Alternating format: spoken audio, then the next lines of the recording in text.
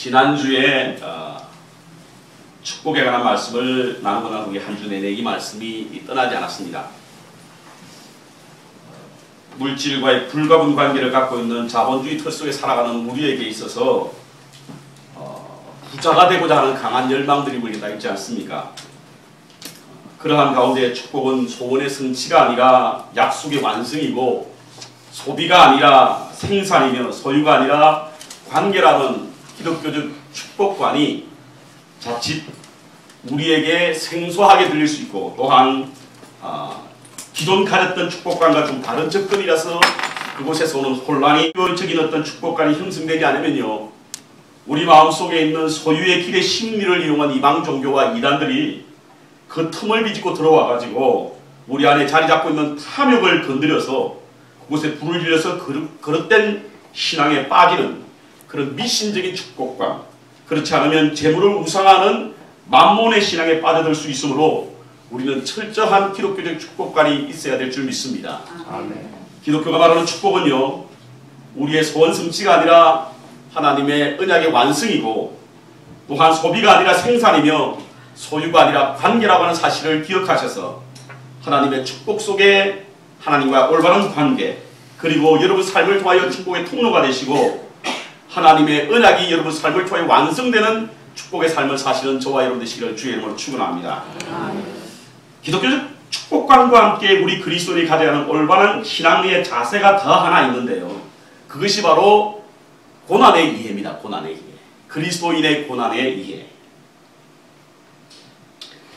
구한말에 한국에 선교사로 오셨던 헐버터라고 하는 박사가 있죠. 감리교 선교사인데요, 이분은 한국인보다 한국을 더 사랑하는 사람이었다, 이렇게 이제 평가받고 있는 사람인데, 이분이 한국 견문기라고 하는 그런 책을 써서 우리에게 잘 알려져 있는데요, 그 중에 그 안에 한국인들의 종교의 모습들을 평가한 그 내용이 나와 있습니다.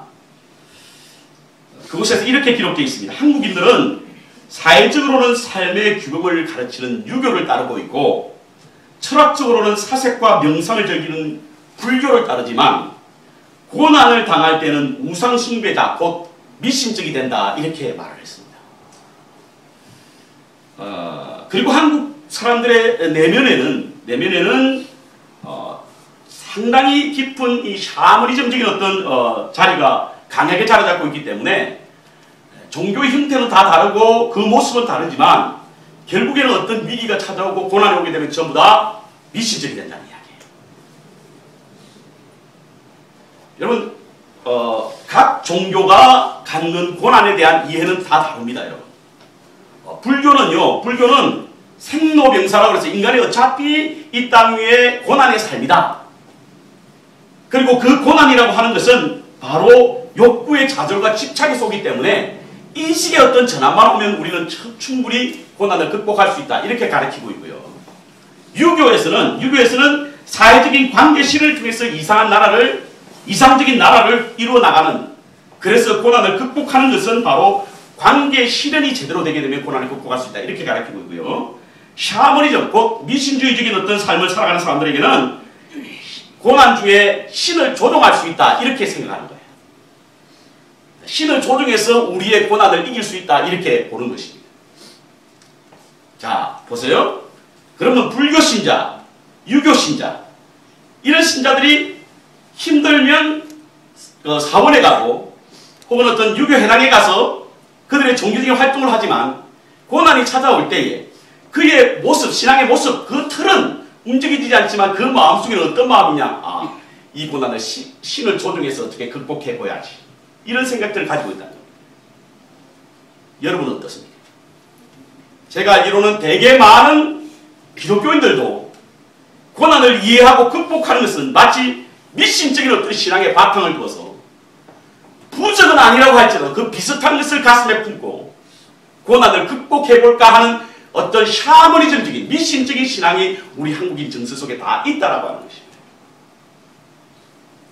그래서 저는 저와 여러분이 잘못된 고난관을 가지고 있게 되면 정확한 기독교적인 어떤 사상, 신앙도 아니고 또 미신적인 신앙도 아닌 그 중간쯤에 어정쩡하게 서 있는, 그래서 금세 다른 이단들이나 이방 종교가 우리를 유혹하게 되면 능력을 발휘할 수 없는 그런 신앙이 될 수 있겠다 생각이 들어서 오늘 본문 선한 사람들에게 나쁜 일이 생길 때라고 하는 선한 자의 고난이라고 하는 제목으로 말씀을 준비했습니다.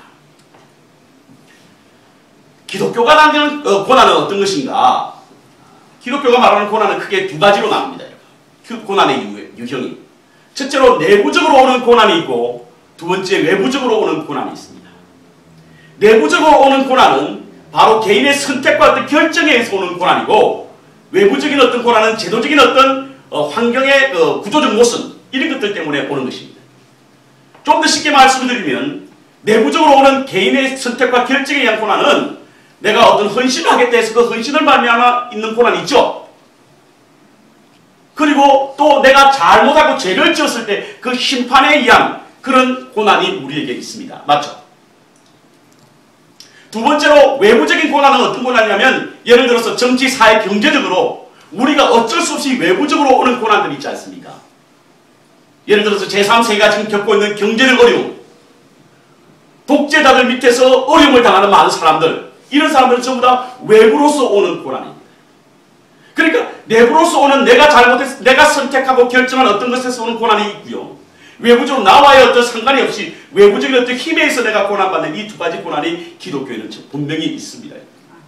혹시 여러분 가운데에 우리를 잘 성찰하셔서 내가 내부적인 어떤 선택과 결정이 잘못으로 말미암아 고난을 받고 있다고 한다면 돌이키셔서 그 고난을 피하시기를 주의 이름으로 축원합니다. 그런데요, 이 두 가지만 있느냐는 거예요. 이 두 가지만. 그렇지 않습니다. 바로 제3의 고난이 있는데 그 고난은 어떤 고난이냐면 바로 알 수 없는 고난입니다. 깨달을 수 없는 고난입니다. 어떻게 선한 사람에게 나쁜 일이 생길 수 있을까? 이것은 우리 인간이 가장 중요한 질문이고 그리고 인류가 존재하는 한 끝없이 제기될 수 있는 질문이 바로 어떻게 선한 사람이 나쁜 일을 당할 수 있을까라고 하는 문제입니다. 여러분 우리 주위에도요 참으로 선하게 사는 사람들이 뜻밖의 어려움을 겪고 있으며 또한 어려움을 겪었던 사람들이 많이 있습니다. 그들에게 있어서 우리 기독교는 분명히 그에 대한 답을 해줘야 될 줄 믿습니다. 많은 사람들이 이 질문에 대한 대답을 각기 다르게 하고 있지만 이 부분에 대한 분명한 대답을 해주는 그 말씀이 있는데 그 말씀은 바로 무엇이냐면 오늘 우리가 본문에 읽었던 바로 욥에 관한 이야기입니다. 욥기서는요 지혜서로 분류되죠. 가장 오래된 지혜서라고 합니다. 그런데요 가장 현대적인 메시지가 담긴 것이 바로 욥기라고 합니다. 왜냐하면 현대인들이 직면하고 있는 모든 문제를 암시해주고 있기 때문입니다. 대개는 욥기서가 언제 쓰여지냐면 족장시 때 쓰여졌다고 그러거든요. 그럼 창세시 때 쓰여졌다는 말씀입니다. 창세기 시대의 배경을 보면 욥기서가 거의 맞습니다. 물론 나중에는 뒤에 가서는 시가서 어떤 형식도 있고 선지서의 어떤 형태도 있지만 아무튼 대개는 일반적으로 족장시대에 쓰여졌다고 봅니다. 그래서 가장 오래된 지혜서인데 오늘날 가장 현대적인 메시지를 담고 있는 것은 오늘날도 여전히 이 문제는 해결되고 있지 않지 않습니까? 어떻게 선한 사람이 고난을 받을 수 있습니까? 그래서 저는 욥기서는 고난과 고통 중에 해답을 찾는 책이라고 알려져 있고요. 만일 욥기서가 어떠면 고난받는 선한 사람들이 어떻게 지혜를 얻을 수 있을까라고 말하는 학자들도 있습니다. 그만큼 욥기서는 고난당한 사람들에게 분명한 지혜를 주는 책인 것만 틀림이 없는 사실인 것입니다. 그래서 오늘 이 본문 욥기서를 통해서 어떻게 선한 사람이 고난을 받을 수 있을까에 대한 해답을 한번 찾아보려고 합니다. 욥기서는 오늘 우리가 읽었던 1장은요 크게 세 가지로 분류합니다. 1절부터 5절까지는 욥의 프로필입니다. 욥이 어떤 사람인가. 6절부터 12절까지는 바로 천상회의, 하나님과 사단이 보이지 않는 세계에서 지금 회의가 벌어지고 있는 거예요. 마지막으로 욥이 고난과 그에 대한 반응이 나와 있습니다. 저는 오늘 원래는 1장을 다 하려고 했는데 준비를 하다 보니 너무 분량이 많아서 나누었습니다. 그래서 오늘은 중점적으로 천상회의, 곧 하나님과 사단이 하늘나라 우리가 보이지 않는 어떤 곳에서 회의가 벌어지고 있는데 도대체 이 회의가 우리에게 주는 교훈이 무엇인가 깨달을 수 있기 위해서 이 말씀만 함께 묵상하고 나머지는 다음 주에 준비한 말씀을 함께 나누도록 하겠습니다. 1절부터 5절까지는 욥의 프로필에 대해서 이야기하고 있는데요. 이 프로필은 이렇게 한마디로 함축적으로 말할 수가 있습니다. 욥은 온전하고 정직하여 하나님을 경외하며 악에서 떠난 자더라. 자, 욥을 설명할 때에 이것보다 더 신앙적인 표현이 없다라고 볼 수 있습니다. 그는 온전했고 그리고 정직했으며 하나님을 경외함으로 모든 악에서 떠난 사람이었다 이렇게 소개하고 있습니다. 의인이지요. 선한 자 아닙니까요? 자, 1절부터 5절까지는 욥이 어떤 사람인가에 대한 말씀을 기록하고 있는데 그 1절에 그는 하나님 앞에 정직한 사람이었다 이렇게 소개하고 있습니다. 그런데 하나님 앞에만 정직했던 것이 아니라 가정적으로도 그가 모자랄 것이 없는 사람이었어요. 아들이 모두 몇 명이었죠? 7명이래요. 딸이 몇 명이었습니까? 3명이라는 거죠. 그의 재산은 7천과 3천. 여러분 성경에는요 완전 숫자가 있습니다. 여러분 7자와 3자가 완전 숫자거든요. 그 합이 10입니다. 그러니까 10은 또 다른 완전 숫자거든요. 그러니까 욥은 그야말로 완전하게 갖춘 흠이 없는 사람. 도대체 흠을 찾으려고 해도 찾을 수 없는 사람이 바로 욥이었습니다.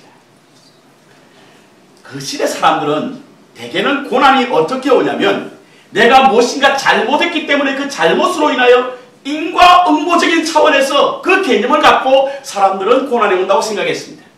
그러니까 사람들이 볼 때에 저 사람이 고난을 받으면 저 사람 잘못했구나. 잘못했기 때문에 하나님 앞에 벌을 받는 것이지. 이렇게 말하는 것이 그 사회 통상적인 개념이었어요. 그런데 오늘 본문은 그렇지 않다는 겁니다. 어떤 목사님들은 이 말씀을 뭐라고 또 해석하냐면 4절에 그 아들들이 자기 생일이면 각기 자기 집에서 잔치를 베풀고 그 누이 셋도 청하여 함께 먹고 마심으로 이 마심으로 갖다가 술을 먹었기 때문에 심판받는다고 하는데 그는 해석을 잘못하고 있는 겁니다. 1절에서 5절의 저자가 왜 욥에 관한 프로필을 설명했냐면 그는 무험한 사람이었다라고 하는 것을 증명하기 위해서 이 말씀을 적은 거예요. 무험했음에도 불구하고 그가 고난을 받았다라고 하는 사실인 것입니다. 여러분 우리가 주의해야 할 것은요 어떤 사람이 고난을 받으면 함부로 정죄하지 마시기 바랍니다. 그 사람이 죄를 짓지 않아도 고난을 올 수가 있는 것이기 때문인 것입니다. 많은 사람들이 고난을 당하면 교회 오기를 피해요. 왜? 교회 가면 또 다른 정죄를 받을까 봐. 교회는요 정죄하는 곳이 아니지 않습니까? 여러분? 위로하는 곳이죠. 지난 수요일에 제가 설교 말씀을 하면서 교회는 두 가지가 있어야 된다고 말씀했습니다. 하나님을 향한 패션이 있어야 되고 성도를 위한 컴패션이 있어야 된다는 말씀을 드렸습니다. 교회는 열정과 위로가 있는 곳이지 정죄가 있는 곳이 아닙니다. 우리가 함부로 더 정죄할 수 없는 것은 바로 우리의 많은 고난을 받는 사람 가운데는 무험함에도 불구하고 죄를 짓지 않았음에도 불구하고 고난이 올 수 있기 때문인 것입니다. 아마 여기 있는 가운데서도 어쩌면 그런 경험을 하신 분이 계실 줄 압니다. 욥은 그는 무험하였고 무고한 사람이었음에도 불구하고 고난의 대상자였습니다. 그럼 그가 어떻게 해서 고난을 받게 되었느냐 이겁니다. 자, 이제 본문 6절부터 12절까지 읽었던 그 천상회의에 대해서 함께 말씀을 나누는데요. 하루는 하나님 앞에 천사들이 대령했습니다. 천사만 온 것이 아니라 사단도 함께 온 거예요. 그래서 하나님이 사단에게 물었습니다. 어디 갔다 왔니? 세상을 두루 살피고 왔습니다. 그러니까 하나님이 푸뜩 생각난 게 그래? 그럼 너 욥 봐. 욥 참 대단하지? 무험한 자 아니었어? 그만한 자가 있더니 이렇게 물었던 거예요. 아주 욥에 대한 하나님의 신뢰가 대단했습니다. 우리 퀸즈와 감리교회 성도 여러분들도 하나님을 볼 때 신뢰받는 여러분 되시길 주의 이름으로 축원합니다. 아멘.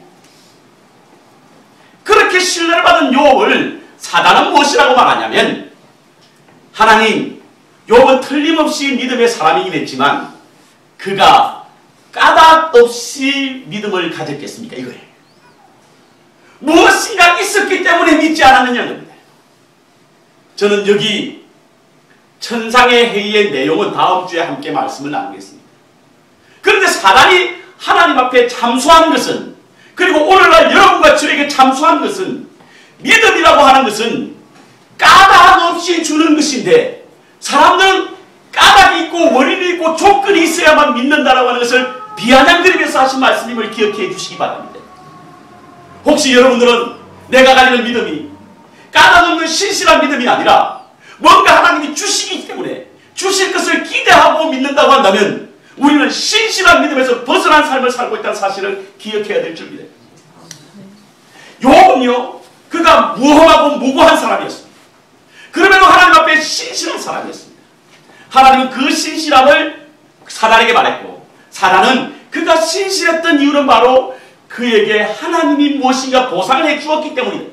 하나님께서 사물로 그를 덮었기 때문에, 보호했기 때문이다.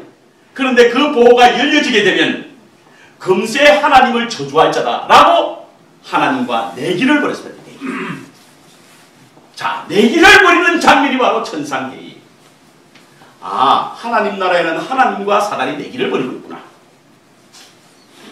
그런데요, 우리가 여기에서 묵상해야 할 세 가지 중요한 진리가 있습니다. 첫 번째 묵상해야 될 말씀은요, 고난의 주제가 사단이 아니라 하나님이라는 사실입니다. 하나님이 고난을 주신다. 하나님이 고난을 허락하신다. 상당히 말하기는 불편하지만 사실이에요. 감추고 싶은 사실이지만 분명히 우리가 알아야 될 일입니다. 우리는 흔히 하나님은 참 사랑의 하나님이기 때문에 절대로 우리에게 고난을 주시지 않을 것이야. 간혹은 우리에게 고난이 찾아오게 되면 하나님이 주신 것이 아니라 사단이 주실 때에 하나님이 잠깐 나갔다 계셨던지, 그렇지 않으면 그걸 막을 만한 능력이 없어서 그러셨던지, 이렇게 이해하고 넘어갈 때가 참 많습니다. 그러나 오늘 본문에는요, 하나님의 허락이 없이는 고난이 우리에게 오지 않는다는 사실을 명백하게 말씀해주고 있다는 사실을 기억해야 될 줄 믿습니다. 아멘. 왜? 하나님은 인류의 주제이시기 때문에, 인류의 통치자시기 때문에. 사단이 통치자가 아니에요. 오해하지 마시기 바랍니다. 사단은 우리에게 벌을 가하고 싶지만 하나님이 맡고 계신 거예요. 하나님이 허락해야만 그 고난이 온다는 사실입니다. 참새가요, 참새 한 마리라도 하나님이 허락 없이는 떨어지지 않는다고 말하지 않습니까? 만물의 영장인 인간에게 고난을 어떻게 사단이 줄 수 있습니까? 하나님이 허락하셔야 되죠. 그런데 우리는 이 말씀을 들기도 불편하고 듣기도 불편하니까 이 말씀을 피해가는 겁니다. 하지만 이 말씀 속에는 분명한 진리가 있고 교훈이 있습니다. 자, 제가 여러분에게 한번 여쭤보고 싶습니다. 여러분, 사단에게 고난받는 것이 좋습니까? 하나님께 고난받는 것이 좋습니까? 안 받았으면 좋겠는데요. 예, 안 받았으면 물론 좋습니다. 근데 만약에 받는다고 한다면 사단이 좋겠습니까? 하나님 좋겠습니까? 하나님. 말할 것도 없습니다. 왜냐면요, 사단이 주는 고난은 우리를 해하려고 하지만 하나님이 주는 고난은 우리를 유익하게 하기 위한 것입니다. 그렇다고 한다면 사단이 주는 고난보다 하나님이 주는 고난이 훨씬 낫지 않습니까? 우리가 어떤 잘못을 했을 때에 우리 아빠가 치는 채찍과 옆집 아저씨가 치는 채찍은 달라요. 우리가 어떤 범죄를 저질렀을 때에 우리의 부모님이 우리를 향하여 야단치는 것과 사회가 공동체가 야단치는 것은 다릅니다. 왜?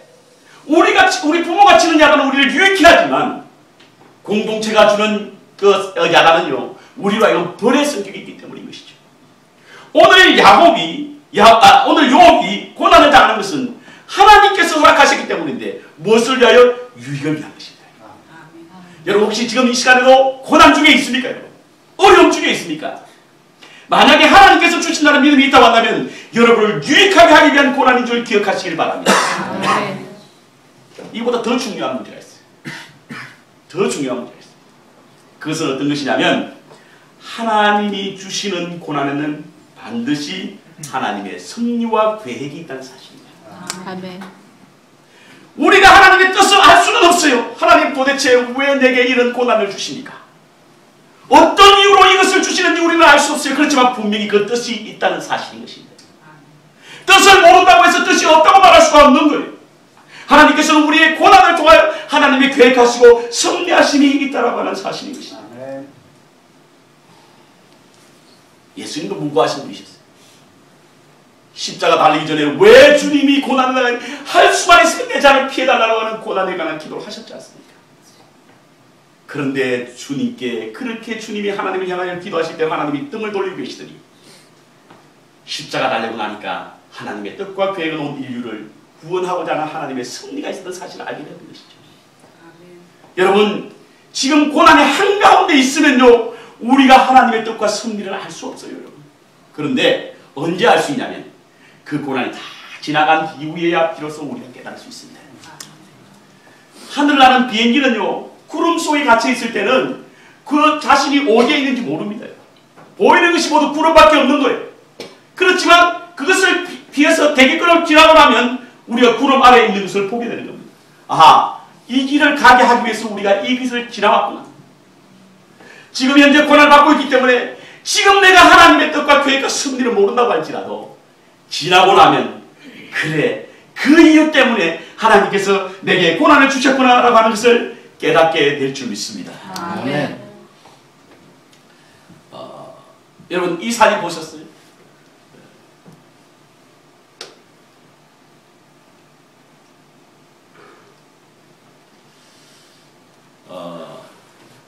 이지선 양입니다. 이지선 양. 대학 4학년 때 2000년 7월 30일 날 밤에 도서관에서 공부를 하고 돌아오다가 만취된 어떤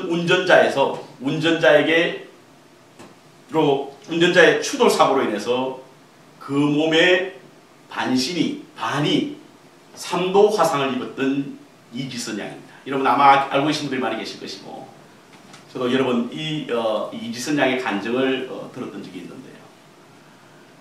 무려 7개월 동안 병상에 누워 있었고 11번의 수술을 거친 그런 자매입니다.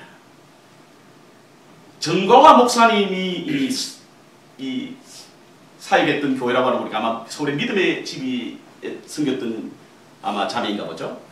신앙생활 열심히 하고 성가대에 열심히 섬겼던 봉사했던 그런 자매입니다. 7달의 치료와 11번의 수술에 지나고 난 이후에 이 자매의 모습은 이런 모습이었습니다. 모든 사람들이 생명을 포기해야 된다고 했을 때에 7번의 수술을 통해서 그래도 구제할 수 있는 모습은 이것이었습니다. 어떨 때는 길을 지나갈 때에 아이들이 자신의 모습을 보고 깜짝 놀라면서 저게 무슨 사람이야 라고 물을 때면 저는 그 자리에서 죽고 싶었던 마음으로 하나님 제발 나를 좀 데려가십시오 라고 기도했던 자매가 바로 이지선 양이었습니다. 지선아 너를 사랑해 라고 하는 책이 나왔죠. 저도 우리 홍 집사님이 하나 줘가지고 제가 하나 읽었던 적이 있는데 그 책에 보면 그가 다시금 하나님의 뜻을 발견하게 되었던 순간을 고백하는 그 글이 나와 있는데 여러분 이 자매는 참 성실히 하나님을 잘 섬겼던 그래서 여러 사람들이 볼 때도 참 착한 아이라고 소문이 났습니다. 그런데 알 수 없는 뜻하지 않는 사고를 당했던 거예요. 고난을 당했던 것입니다. 치료를 끝내고 나서 처음으로 교회 간 날 이 자매는 교회 제일 뒷좌석에서 앉아서 모자를 푹 덮어쓴 채 그렇게 울었답니다. 왜냐하면 승가대석에 자기가 있어야 할 자리에 자기가 없고 대신에 저 구석 자리에서 고개를 숙여 자기의 혐오스러운 모습을 보이지 않으려고 모자를 푹 덮어쓰고 고개를 숙여야만 예배를 드릴 수 있는 자신의 모습이 너무 불쌍해 보이고 너무 억울해 보이고 그리고 너무 안타까워서 그는 엉엉 울었다고 합니다. 그런데 예배가 다 끝나고 나서 모든 사람이 다 갔을 때도 이 이지선 자매는 그 자리에 뜰 수가 없어서 그렇게 울고 있을 때에 목사님이 그에게 다가와 지선에게 머리에 손을 얹으면서 기도하기를 지선아 내 사랑하는 딸아 내 너를 세상 가운데 세우리라. 아프고 병든 자들의 희망의 메시지가 되리라. 그 말씀은 그 목사님이 하신 말씀이 아니라 하나님의 말씀이었답니다. 그때 용기를 얻고 그는 비록 이러한 모습이지만 세계 방방곡곡을 다니면서 자기보다 더 고통당하고 신음하는 사람들에게 희망의 메시지를 전하는 그런 희망의 사도가 되었습니다. 비록 자기의 손가락은 여러 개 없고 자기 몰골은 이렇게 형편없지만 지금 보스턴 대학의 재활의학과의 석사과정을 공부하면서 미주 특히 우리 동부 지역의 많은 교회들에게 간증을 통해서 하나님의 살아계심과 고통당하는 사람들에게 희망의 메시지를 전하는 그런 자매로 건강하게 하나님의 전도자로 쓰임을 받고 있다는 사실은 우리에게 이 고난이 반드시 하나님의 뜻이 있고 계획이 있다는 사실을 알게 해주는 말씀인 줄 믿습니다.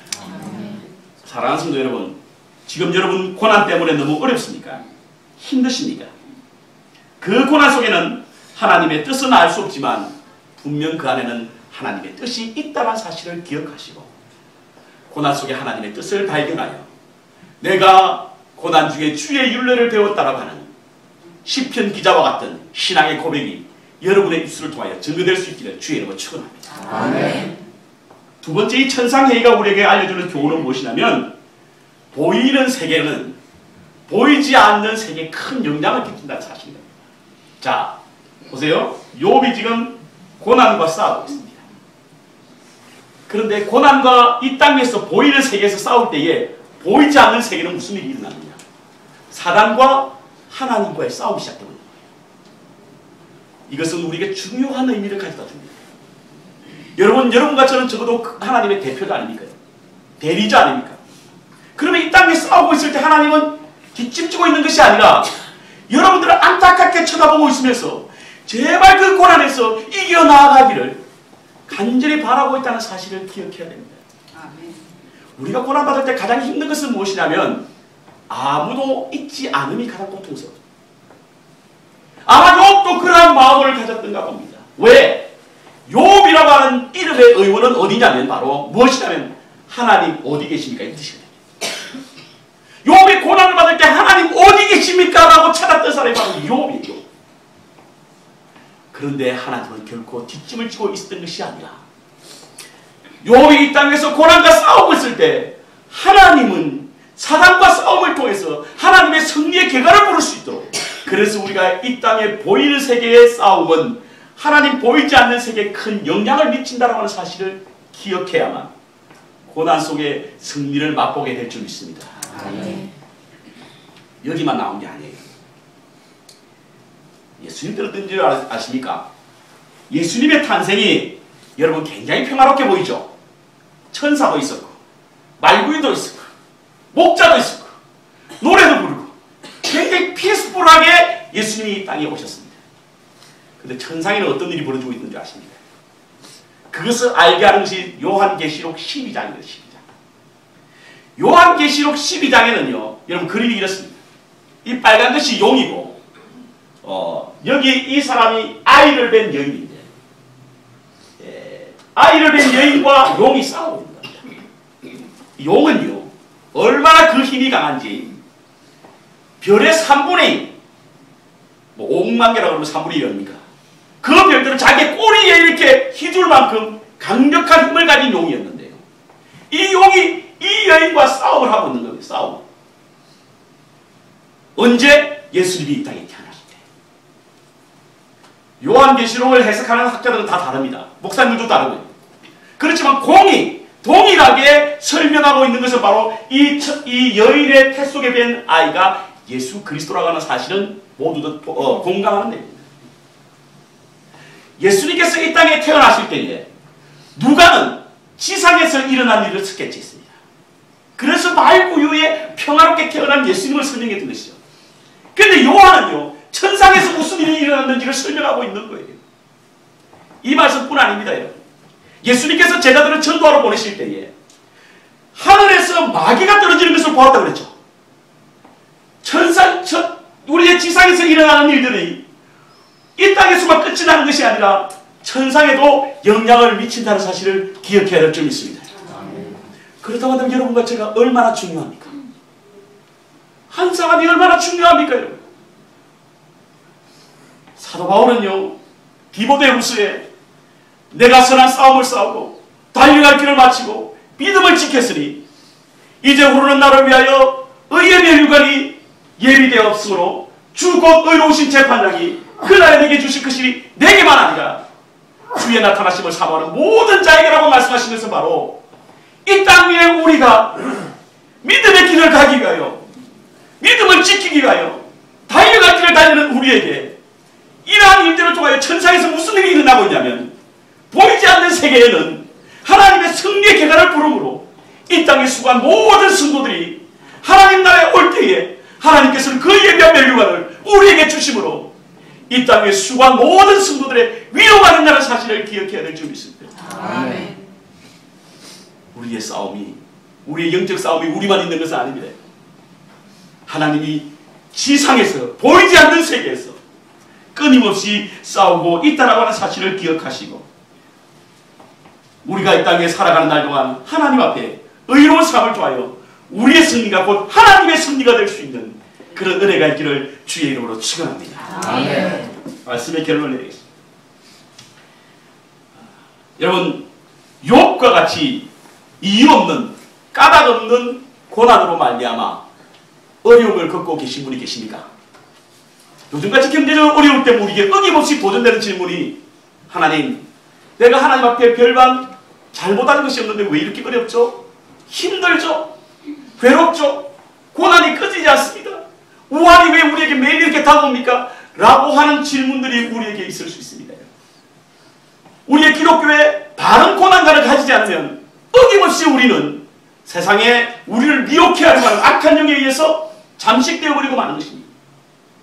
이러한 우리들에게 주시는 하나님의 말씀이 있습니다. 야고보서 5장 11절의 말씀에 보니까 보라, 인내하는 자를 우리가 복되다 하니 너희가 욥의 인내를 들었고 주께서 주신 결말을 보았거니와 주는 가장 자비하시고 긍휼히 여기시는 자신이라 라고 말씀하고 있습니다.